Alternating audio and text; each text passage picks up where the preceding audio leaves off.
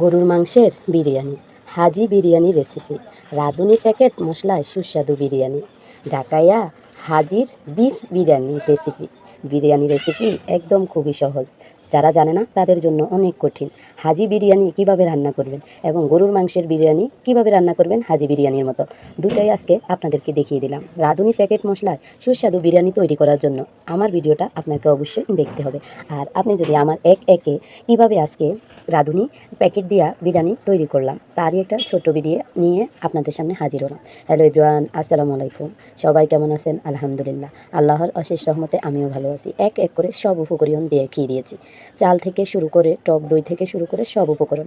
এখন শুধু রান্নার পালা। চলুন কিভাবে রান্না করলাম। এখানে 2 টেবিল চামচ তেল নিয়েছি, বড় চামচে কিন্তু, ছোট চামচে না। আর তেল দিয়েই কিন্তু সর্বপ্রথম বেরেস্তাটা আগেই তৈরি করে নিতেছি। যেটা সর্বশেষ প্রয়োজন সেটা সর্বপ্রথম কিন্তু তৈরি করে নিলাম। এখানে বেরেস্তাগুলো একদম লাল লাল করে আগে থেকে ভাজি করে এইভাবে উঠিয়ে নিলাম বেরেস্তাগুলো।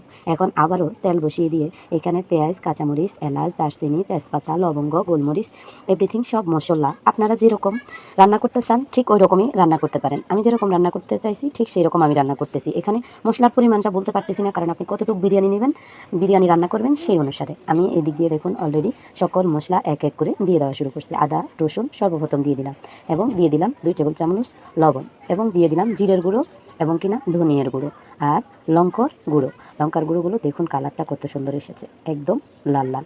আর সবগুলো উপকরণ দিয়ে কিন্তু এভাবে ভালো করে মশলাটাকে আপনাকে কষিয়ে নিতে হবে। যত কষাবেন ততই কিন্তু গ্রান বের হবে এবং ততই কিন্তু মজা হবে। আমি আগে থেকেই বলে রেখেছি বিরিয়ানি আজকে রাঁধুনি প্যাকেট মশলা দিয়েই হবে। এই যে দেখুন রাঁধুনি প্যাকেটের মশলা কিন্তু মাছ বরাবর দিয়ে দিলাম। একভাবে রাঁধুনি মশলা দিলে কিন্তু গ্রান আসে না। আমি এখানেও মশলার সাথে কিছুটা রাঁধুনি মশলা ব্যবহার করেছি এবং কিনা যখন চালটা বাজবো তখনও রাঁধুনি মশলাটা কিছুটা ব্যবহার করে দেবো। এখন দিয়ে দিচ্ছি টমেটো সস, আর টমেটো সস দিয়েই কিন্তু আবারও নাড়াচাড়া করবো। গোপন সিক্রেটটা তো আপনি এক্ষুনি জানতে পারবেন, আর গোপন সিক্রেটটা জানতে হলে আপনাকে কিন্তু পুরো ভিডিও দেখতে হবে। মাঝখানে কিন্তু গোপন সিক্রেটগুলো দেওয়া রয়েছে। এই যে দেখুন এগুলো ভালো করে যখন এইভাবে মশলাগুলো ঘন এবং কিনা তেল ফুটে উঠতে শুরু করবে তখনই কিন্তু আমার টক দইটা দিয়ে দেবো। বিরিয়ানি রান্না করতে গেলে অবশ্যই টক দইটা হচ্ছে মেন, এটাই গোপন সিক্রেট একদম। হাজি বিরিয়ানি এবং কিনা যে কোনো রেস্টুরেন্টের মতো যদি আপনি বিরিয়ানি তৈরি করতে চান তাহলে অবশ্যই আপনাকে টক দই ব্যবহার করতে হবে। টক দইয়ের মধ্যে কিন্তু অনেকটা কিছু থাকে যেটা আপনার অনেক ভালো লাগে, বিরিয়ানিটিকে অনেক মুখে স্বাদ এবং মুখরোচক হিসাবে তৈরি করে। এই যে দেখুন টক দইগুলো দিয়ে কিন্তু আবারও ভালো করে নাড়াচাড়া করে একদম বলক নিয়ে এসেছি। আর যখনই বলক ভালোভাবে ফুটতে শুরু করবে তখনই কিন্তু আমার মেন সিক্রেটটা এখন দেওয়া হবে। আর মেন সিক্রেটটা কি আপনি যদি না জেনে থাকেন অবশ্যই ভিডিওটা সম্পূর্ণ দেখতে থাকুন। গরুর মাংস কিন্তু অলরেডি দিয়ে দিলাম, আর গরুর মাংস দিয়ে কিন্তু ভালো করে কষিয়ে নেব। আর একটু পরিমাণও কিন্তু এখানে পানি ব্যবহার করব না, কারণ পানি ব্যবহার করা লাগে না। আর গরু মাংসগুলো যদি আপনি এরকম ছোটো ছোটো আকৃতিতে করেন তাহলে তো আপনার গরু মাংসের মধ্যে পানি ব্যবহারের কোনো প্রয়োজনে হবে না। আমি এখানে কিন্তু কোনো প্রকার পানি ইউজ করব না। গরুর মাংসের গায়ে যে হালকা পানিটুকু আছে সেগুলোই কিন্তু আমি ওই ভালোভাবেই কিন্তু শুকিয়ে নিলে আমার গরুর মাংসর টুকরোগুলো একদম নরম নরম হয়ে যাবে, সেখানে আর পানি ব্যবহার করতে হবে না। এই যে দেখুন আস্তে আস্তে খুব ছোট ছোট ব্লক আকারে আমি হালকা কিছু লো হিটে দিয়ে রাখছি।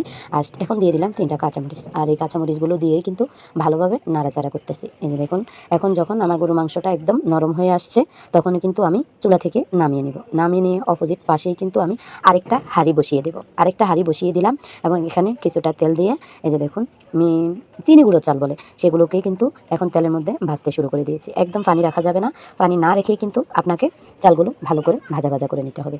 এই যে দেখুন আমি চালগুলোকে কিন্তু ভালো করে ভাজা ভাজা করে নিয়ে সেখানে আবারও 3টা কাঁচামরিচ দিয়ে এবং কিনা লবণ দিয়ে আরও ভালো করে কড়কড়া করে চালগুলোকে ভাজি করে নিচ্ছি। আপনি চালগুলো যতই ভাজি করবেন ততই গ্রান আসবে এবং কিনা নিচে দিয়া তখন বিরিয়ানিটা হওয়া পর্যন্ত লাগবে না। এই যে পাতিলের নিচে কোনো প্রকারে যাতে বিরিয়ানিটা না লাগে আমি সেই কারণে ভালোভাবে চালগুলোকে একদম কড়কড়া ভাজা ভাজা করে নিচ্ছি। চালগুলো যখন কড়কড়া ভাজা হবে তখন ঠিক সেম এই কালার চলে আসবে। আপনি দেখুন আমি আবারও কিন্তু নাড়াচাড়া করে আপনাদেরকে দেখিয়ে দিচ্ছি। এখন মাছ বরাবর খালি করে সেখানে আগে থেকে গরু মাংস যেগুলো আমি কষিয়ে রাখছি সব রকমের মশলা দিয়ে সেই মাংসের মশলাসহগুলো চালের ভিতরে দিয়ে দিলাম এবং চালের ভিতরে দিয়ে সেগুলোকে কিন্তু ভালো করে নাড়াচাড়া করতেছি। এখনও কিন্তু ভালো করে নাড়াচাড়া করতে হবে নিচে দিয়া, যাতে মশলাগুলো না লেগে যায় এবং কিনা কালারটা সেম এরকম কালার বিরিয়ানি কালার আসবে। তখনই কিন্তু আপনাকে পানি ব্যবহার করতে হবে। আর আমি পানি কিন্তু ঠান্ডা পানি ব্যবহার করব না, কারণ ঠান্ডা পানি ব্যবহার করলে বিরিয়ানিটার স্বাদ খুব একটা ভালো লাগে না। আর যখন গরম পানি ইউজ করবেন তখন এই স্বাদ একদম হাজি বিরিয়ানির মতোই কিন্তু হয়ে যাবে। এই যে দেখুন আমি অলরেডি কিন্তু একটা পাতিলায় পানি বলক নিয়ে তারপরে এটা চুলা বন্ধ করে রেখে দিয়েছি। এখন কিন্তু বিরিয়ানির মধ্যে চালগুলোর মধ্যেই কিন্তু পানি দিয়ে দিয়েছি। পানি দিয়ে দেখুন এভাবে আস্তে আস্তে খুন্তির সাহায্যে কিন্তু নাড়াচাড়া করতেছি এবং কালারটা কেমন আসছে দেখুন। এখানে কিন্তু কোনো হলুদ ইউজ হয় নাই, জাস্ট মশলার যেরকম কালার ঠিক সেম ওই কালারটাই কিন্তু রয়েছে। এখন এখানে আরও একটা উপকরণ ব্যবহার করব যাতে বিরিয়ানির স্বাদ দ্বিগুণ হয় এবং খুব সুন্দর একটা ফ্লেভার গ্রান আসে। সেখানে আমি আরও কিছুটা পরিমাণ রাঁধুনি গুঁড়া মশলার প্যাকেটগুলো ব্যবহার করবে। একটা রাঁধুনির প্যাকেটে কিন্তু আজকের বিরিয়ানিটা রান্না হবে। 1 কেজি পোলাও চাল এবং কিনা 1 কেজি গরু মাংস আর একটা রাঁধুনি প্যাকেট, সবগুলো কিন্তু উপকরণ মাপ মতোই আমি নিয়েছি। আপনি যতটুকু রান্না করবেন বিরিয়ানি ততটুকু পরিমাণে আপনার সকল মশলা এবং রাঁধুনির প্যাকেট 2 কেজি চাইলে আপনি 2টো প্যাকেট লাগবে রাঁধুনির, আর 1 কেজি চাইলে একটা প্যাকেটে হয়ে যাবে। আর বাড়তি ঘরোয়া মশলা আপনি তো দিবেন, আমি যেরকম বাড়তি ঘরোয়া মশলাটা দিয়ে ব্যবহার করেছি। এবং কিনা পানির পরিমাপ হচ্ছে 1 কেজি চালে যদি আপনি ছোটো পটে 3 ফুট হয় তাহলে আপনি 6 পট পানি দিবেন। ঠিক সেম এইভাবে যে কাপে আপনি চাল দিবেন সেই কাপে আপনি পানি মেপে নেবেন। আমি একদম কিন্তু জর্জরা করব, আমার এই বিরিয়ানিটা কিন্তু নিচে দিয়ে লাগবে না এবং কিনা পানিও থাকবে না। এই যে খুব সুন্দরভাবেই কিন্তু ভালোভাবে আমি একদম নরম নরম করে খুব সুন্দর করেই কিন্তু তৈরি করে নিয়েছি। দেখুন একদম গরম নাই এবং একদম ঠান্ডাও না, একদম লেটকাও হয় নাই, আবার একদম জর্জরাও না। খুব সিম্পলভাবে খুব সুন্দরভাবে আজকের হাজি বিরিয়ানির রেসিপিটা তৈরি করে নিলাম।